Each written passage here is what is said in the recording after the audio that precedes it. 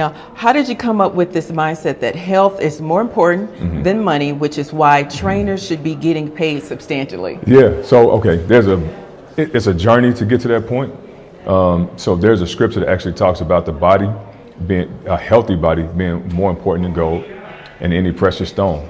And I think it was Bill Gates or whichever one of those rich guys said that when he was going through his health issues, that the one thing he realized that money wasn't everything, his health wasn't, and we know that. If you ever seen anybody in ICU, if you ever seen anybody on a deathbed, money at the time is irrelevant.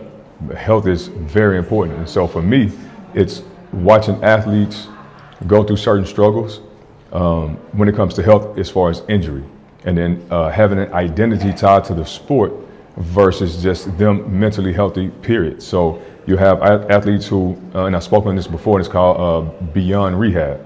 You have athletes who, they get hurt, they lose their identity in a sport, and then they go down a downward spiral.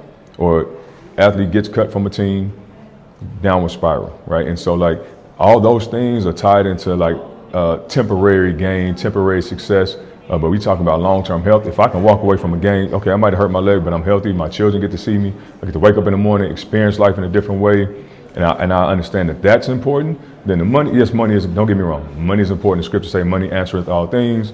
We're supposed to leave an inheritance to our children's children. You have to have that as well, but you can't do that if you don't have the capacity, which I'll be speaking about today, in order to do that. So if I'm talking about capacity as far as health in general, if I correlate that to the gym, if I go to the gym and I want to lift 300 pounds, but my body hasn't been built up to lift it, I don't have the capacity to do that.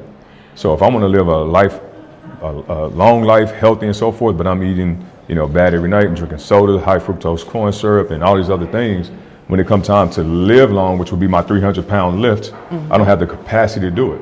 And so whatever mark I'm supposed to leave on this earth, whatever mission I have, I don't have the capacity to do it because my body isn't right. And so if I want to live a long life, have a long impact, and be able to do all those things and teach and do whatever I have to do, then my capacity has to be at a certain level. And my capacity is going to be dictated by how I eat, how I sleep, how I move.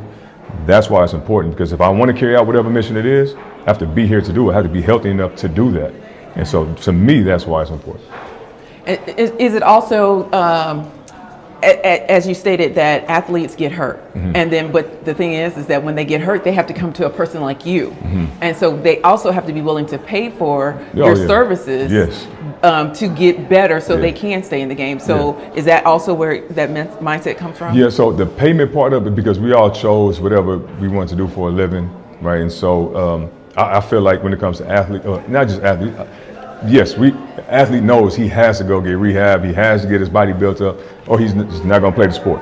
Right. General population has a lot more leeway to where it's like they don't have to wake up and perform on a daily basis. So for that population, it's even harder for them to see. But it's only when the blood pressure medicine comes into play, the diabetes come into play, like when hypertension, when those things come into play, then they want to go to the trainer and then change the diet and so forth. Okay. So the doctor gets paid a lot of money to tell them to go change their lifestyle. Okay. Right? So here we are on the preventative side, where we really should be getting paid more because we see you more. All the time you go see the doctor, that's why you have insurance. You go see him throughout the year, maybe twice, whatever regimen you have. People come to the trainers every day almost.